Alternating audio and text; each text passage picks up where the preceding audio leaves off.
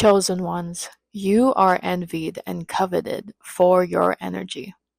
That is really what it is on the most general level.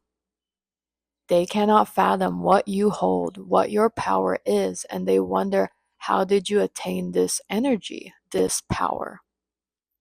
It's almost foreign and never before seen before. This is why the obsession begins and why the monitoring spirits come to play. Because they are so curious, so fascinated, in which the obsession starts, in which creates you as the target. Because they want and covet what you have, your energy. It is your energy that they want. Because some of these people have more materially than you do. This is why you attract many energy vampires, because remember, energy vampires are empty vessels, lost souls, in which they can spiritually be hijacked by other entities and spirits to do their bidding. They are looking and searching for one thing and one thing only: to energy harvest, to feed off of energy. These spirits and entities feed on many people, many unknowingly, because many are still not awake, not awakened. They cannot comprehend how divine source encompasses our world and how to work with the divine source instead of just stealing energy as they go. As a true chosen one, you can clearly spot and decipher who these people are and the energy they hold. These energy vampires are easily spotted for you, especially if you've been on this journey for a while. The biggest realization is that when you cut off, detach, and disconnect from an energy vampire and feed no energy whatsoever, that is why they turn on their attack mode. Especially when there is no longer an energy cord or no longer an energy exchange. Because let's face it, sometimes we can get caught and entangled with energy vampires until we figure out how to release and remove them from our energy completely and properly. Sometimes easier said than done to ensure no energy exchange is made, especially if you must be around certain people for an amount of time, but with practice creates precision. Now, once you achieve shutting down the energy exchange completely, the attacks get more and more obvious and desperate, even if it seems so subtle. It isn't subtle for you because you can see, you are the seer. But you'll come to realize it doesn't affect you as much. But they, on the other hand, they are grappling. This all stems from their subconscious mind, these behaviors, these antics. When I speak about energy vampires, I'm also speaking and referring to complete strangers as well. People you don't know, people that you have not necessarily invited in your life, but they desperately want to be in some form part of your life. They want to hold some form of importance when they clearly do not. As a chosen one, you already know you must, and you are very selective of who you allow any energy exchange with.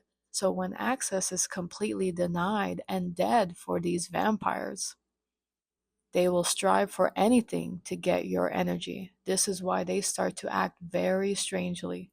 They will try to attempt to trigger you. They will just be in your vicinity for whatever reason, just to be close. And you will pick up on this odd behaviors and you will know and understand why they are behaving this way.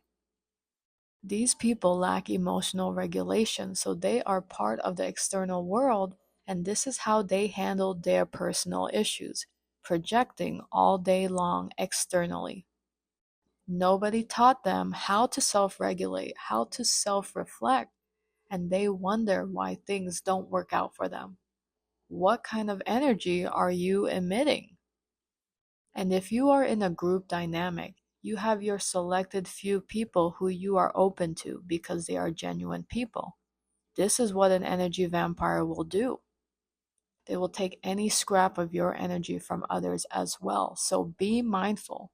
So if you have boundaries and block off and ignore the negative energy vampires and toxic people, These same toxic people and energy vampires will feed off of the person you are connected to, that you have permitted access to.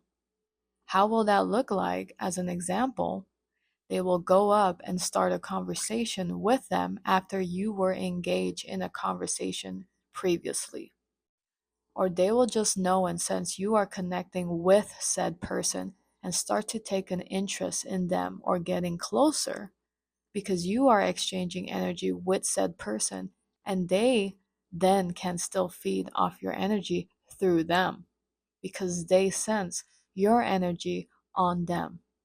Energy vampires are leeches, they are takers, so because they are not feeding off your energy directly, they will do whatever or be around whatever you are connected to. This also explains the copycat behavior. This is how potent the energy of a chosen one. But these people don't want to grow and don't want to understand themselves. They just want to take and feed as they go to put more gas in their tank until they need more.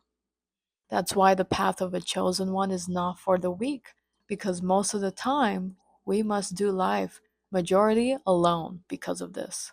And even though we may find good, genuine people, they may not grasp or comprehend these spiritual concepts to understand where we are coming from.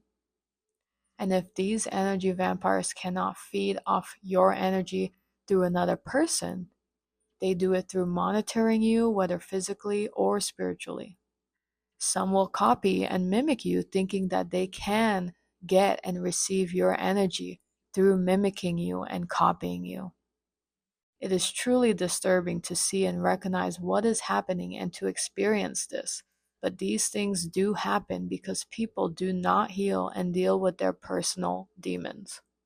There is no spiritual hygiene. They are not even exposed to that. They are simply 3D souls. Thanks for listening and receiving this message. Please take what you need and let go of the rest. If you have enjoyed this content and it resonates, please support in any way you can. Like, share, and subscribe to this channel. If you're interested in working with me as a life coach, please email me. My email is down below. I am currently offering a free clarity session. Contact me via email if you're interested, and I wish for all to find what they're seeking.